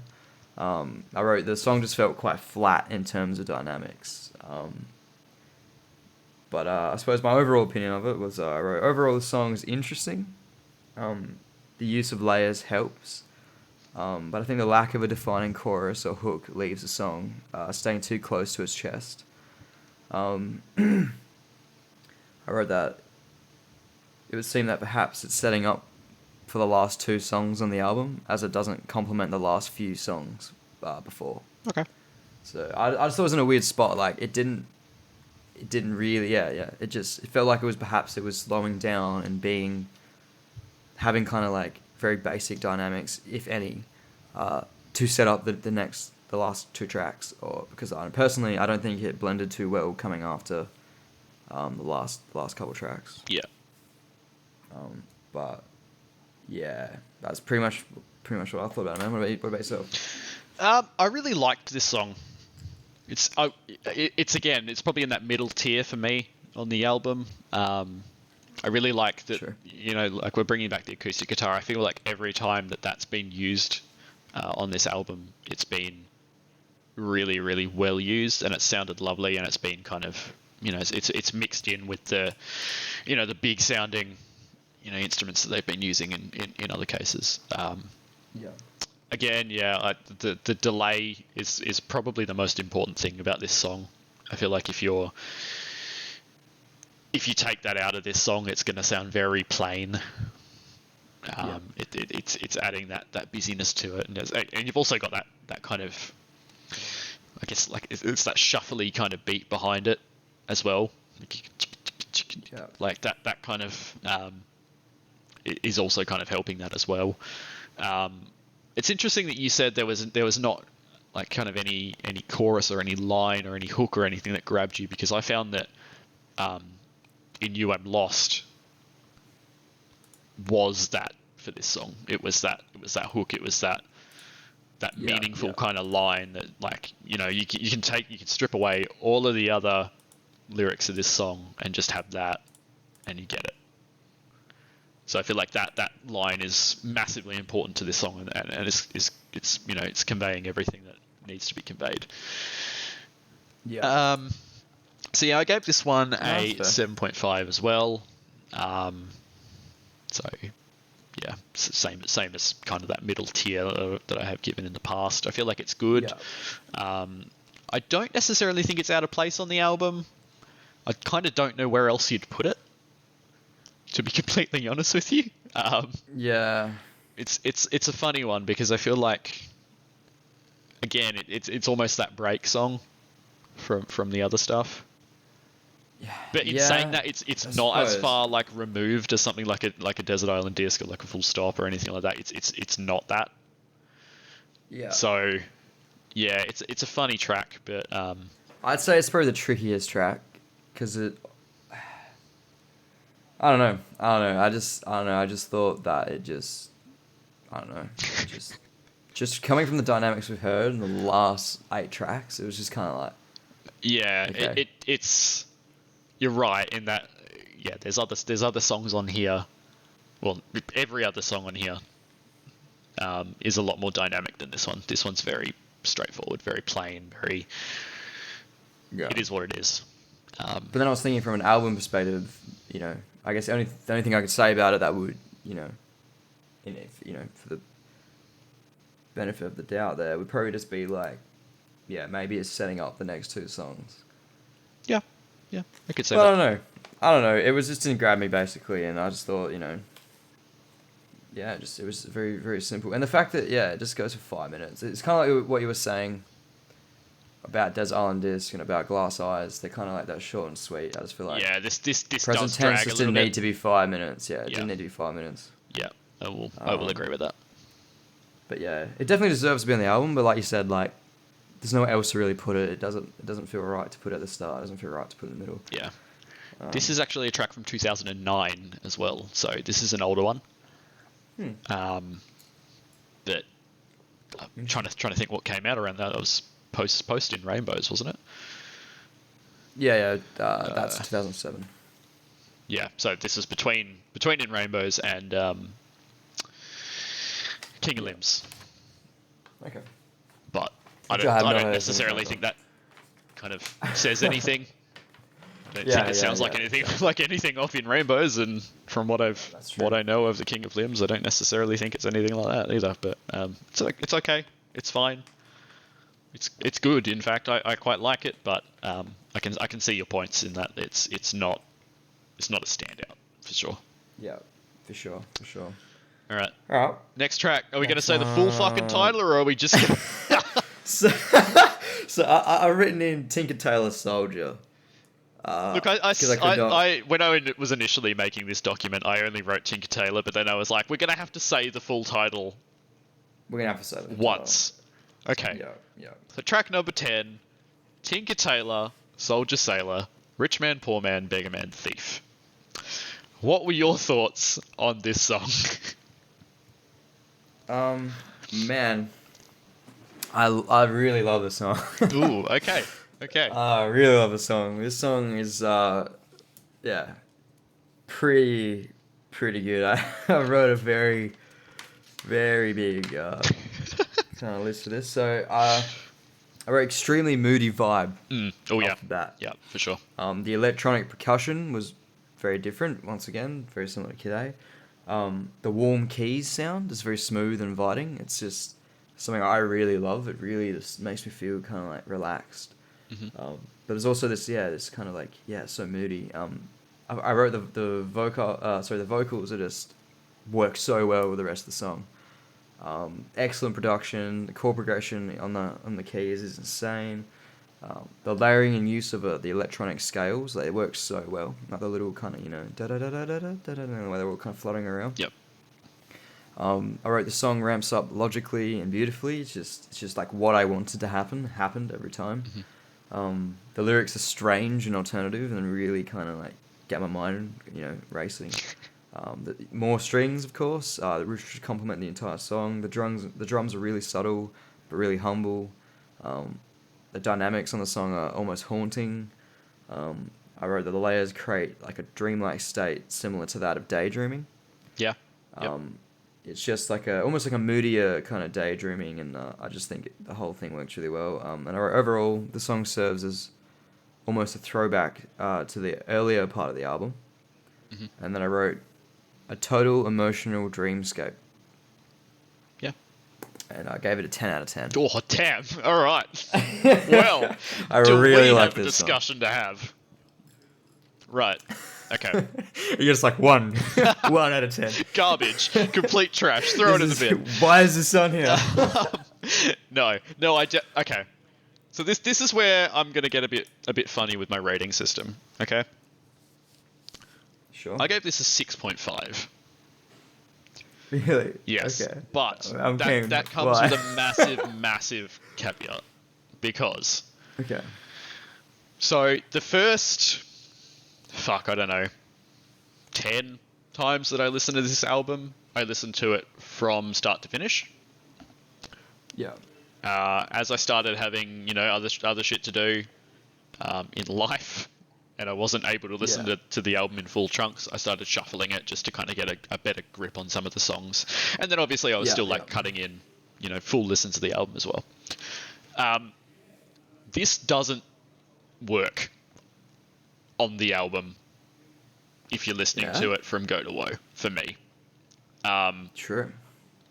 To the point where this was very nearly something that I wanted to skip.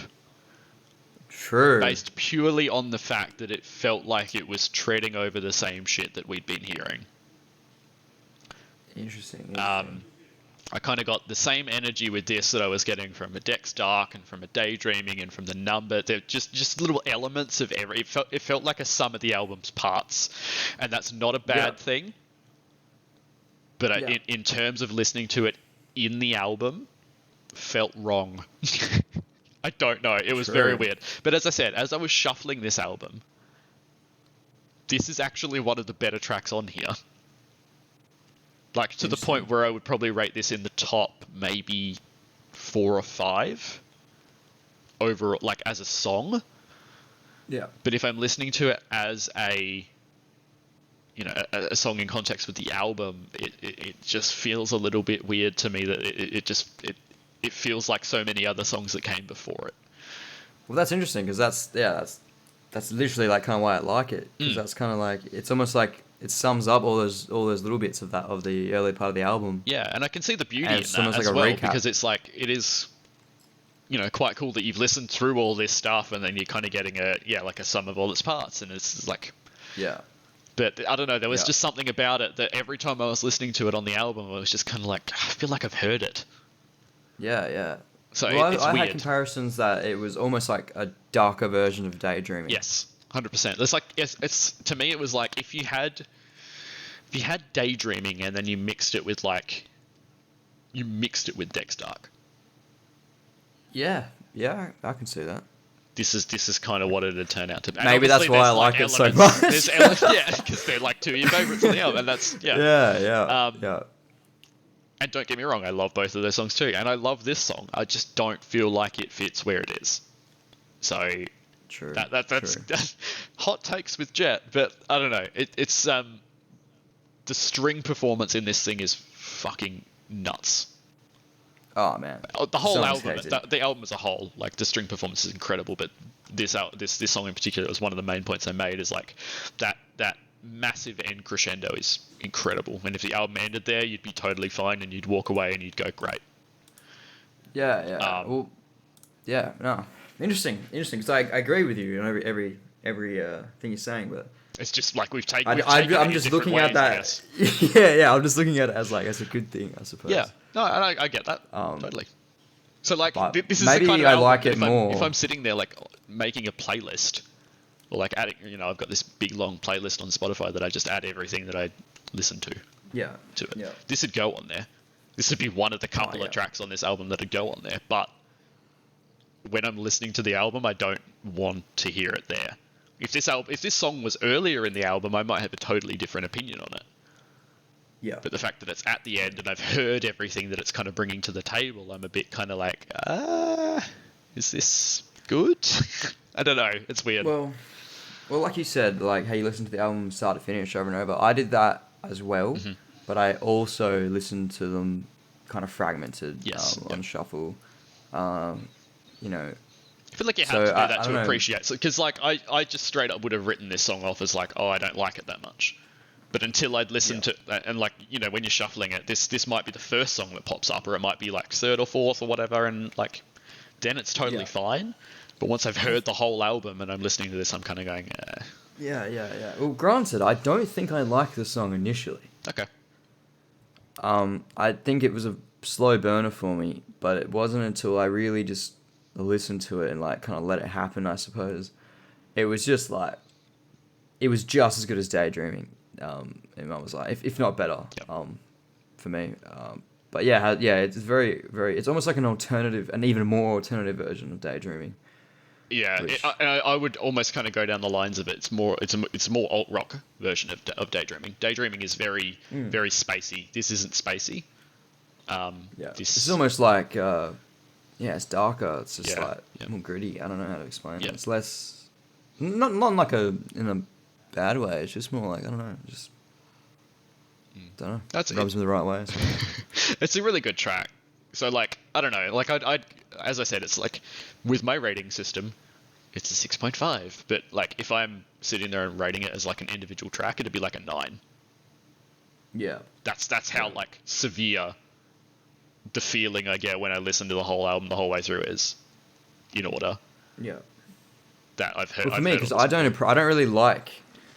No, like I do. I just think that track 8 and 9, the numbers in present tense. I don't know. They just don't really do it for me per se. You know, lack of dynamics, whatever. And then when I hear, you know, track 10, it just like blows me out of the water because it's like, that's what I like. That's what I was loving from Identikit. From Glass Eye, not just Glass Eyes, but Desert Island Disc. You know, all the rest of the tracks. Daydreaming. Yeah.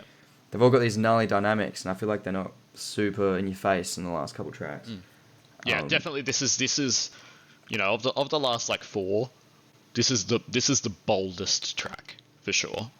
Like it definitely sticks out as being like, whoa, okay, this is like this is the big end to the album, and then obviously we go into the final track, which is, you know, taking things a little bit differently. Yeah.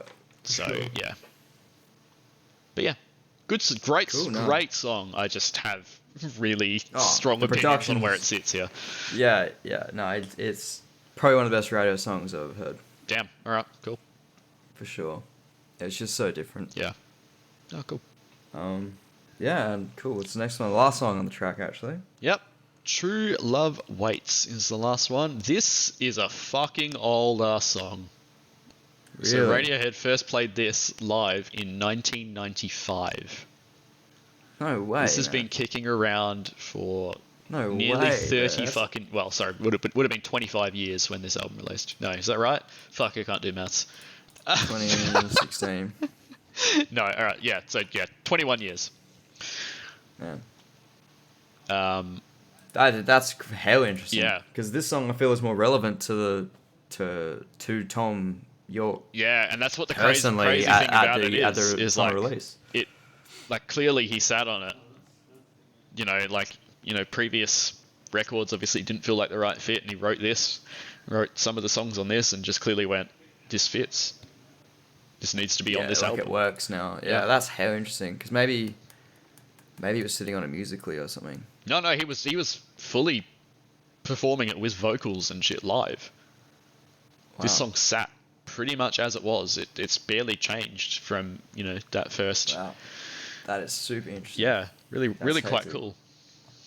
Yeah, what do you think of it? Great song. I gave it an 8 out of 10. Again, I don't feel like it's one of those massive album highlights to me, but yeah, I can hear that and I think I knew about it before I'd first listened to this song, that it was an older song, but I definitely get that older vibe with it as well. Yeah, it does feel different. Yeah, it's a beautiful song though. Really well written, really well performed. The lyric that I pulled out was, "I'm not living, I'm just killing time," and like that's you know.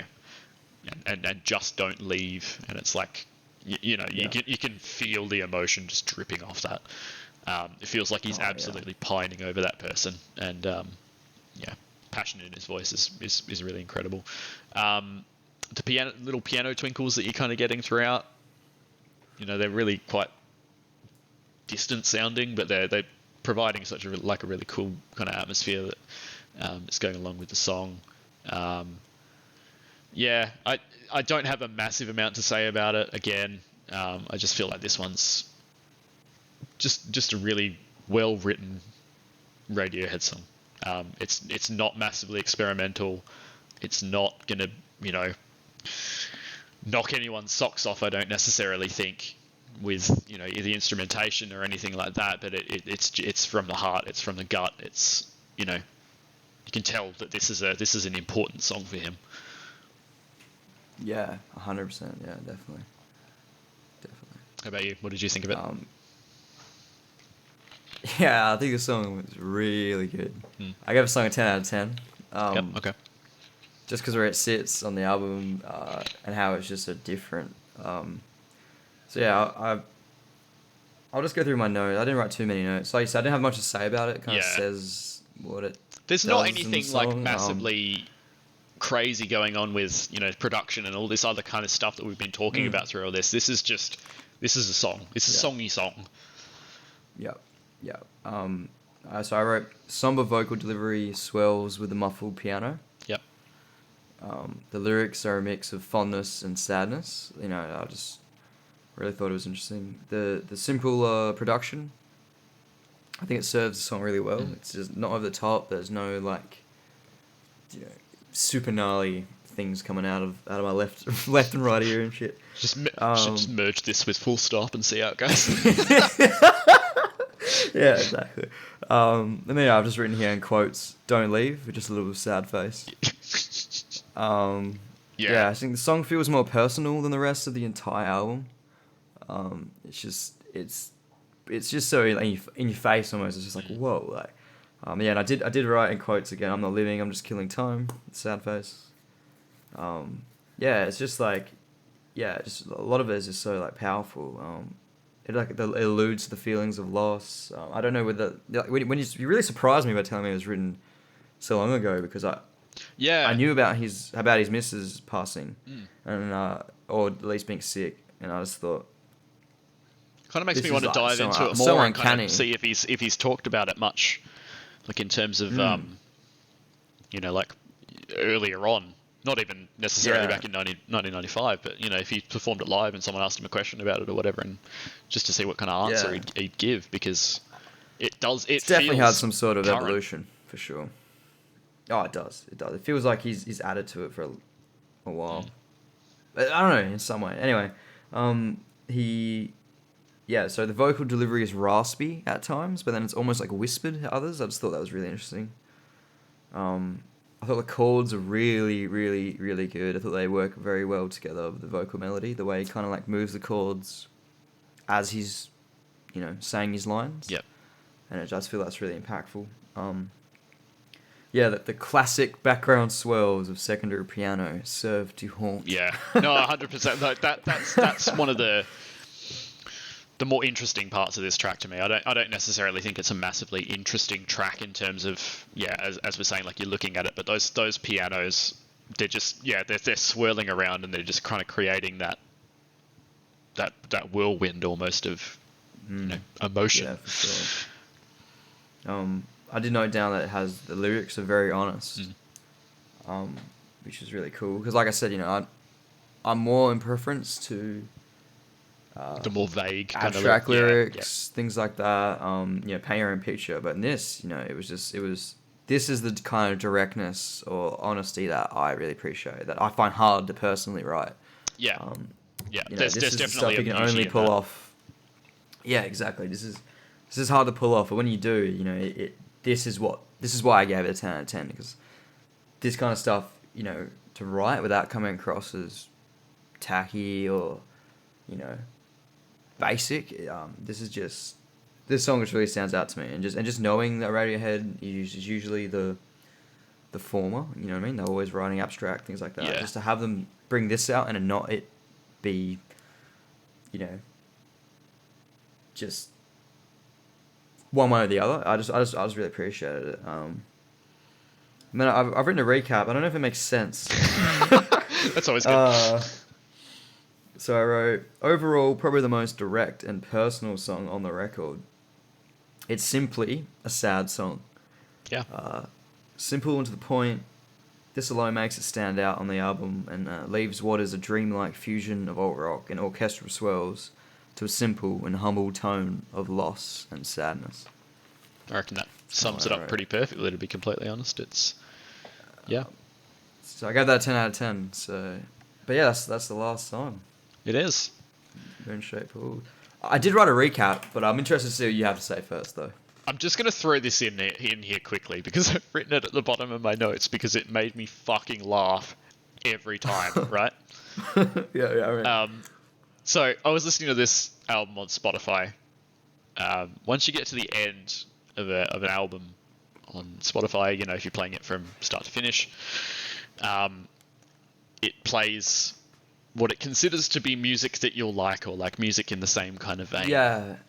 Every fucking time this album finished, Spotify decided to smash me over the fucking head with No One Knows by Queens of the Stone Age. Which, coming out of True Love Waits, that's so funny. is a flip. Like, yeah, man. You know, there's these that's little fucking... 180. You know, it's fading out really beautifully and all this kind of thing. That's it was just like, whoa, okay, fuck, album's done. Yeah.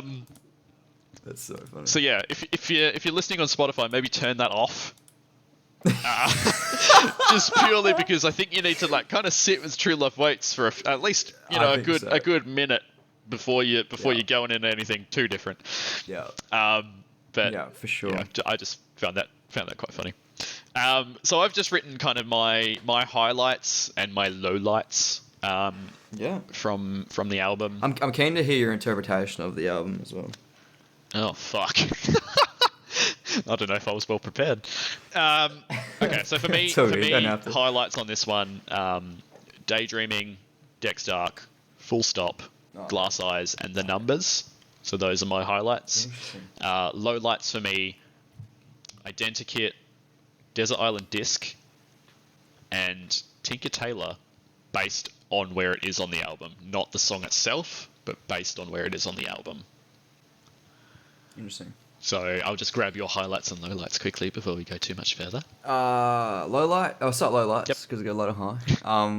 Lowlights: Burn the Witch, Present Tense, The Numbers, Desert Island Disc.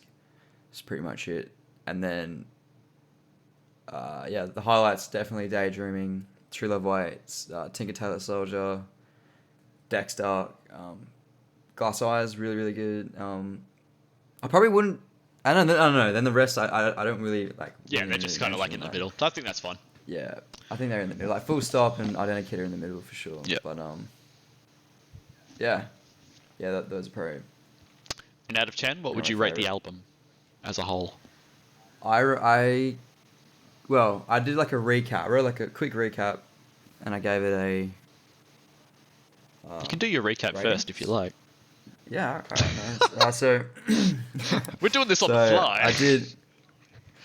So I wrote, this album is a swirl of emotions, dreamlike, peaceful, intense, heartwarming, and ultimately somber. This album comes across as reliving memories of love, life, and loss through a series of dreamlike states, only for the album to end on the crushing reality of waking from the peaceful comfort of a dream. It stands out as being an adorned result of Radiohead's previous albums. I was able to draw similarities to their album Amnesiac and Kid A, which I was saying earlier, arguably an advanced mix of the two albums. It's a very emotional album, one that should stand as one of Radiohead's best works to their already impressive discography. I gave it a 9 out of 10. Very nice. The Moonshaped Pool. Very nice. I am not prepared with a beautiful little speech like that, so I'm just... I definitely should have gone first, based purely on the fact that this is now going to end on an absolute fart. Right. Okay. That's This funny. album for me, from what I have heard of this band, this is absolutely what I want from them.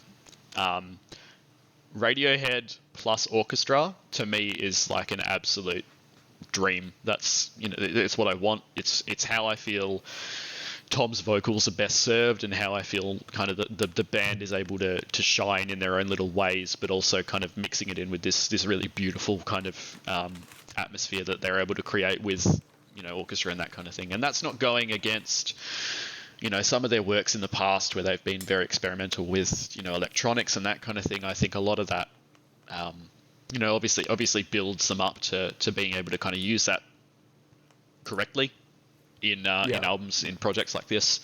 But this to me has got some of the most beautiful arrangements of instruments on here that I've ever heard. Like, and I mean that genuinely. Some of these songs are gonna stick with me, and I'm gonna listen to them for as long as I'm listening to music, which will hopefully be forever. Yeah. But yeah, this is a fantastic album. As much as I feel like there are parts on here that I would change, overall, you've got to look at it and you've got to go, this is a really well done project. A really personal look into the mind of a guy who, doesn't often kind of lay his heart out there. He's very cryptic with a lot of things. He's a very private guy. He's not one of these guys that a lot of things about. So for him to lay this out quite frankly, in certain tracks, and that's through his lyricism, and that's also through the music that he's creating, and the music that the band as a whole is creating.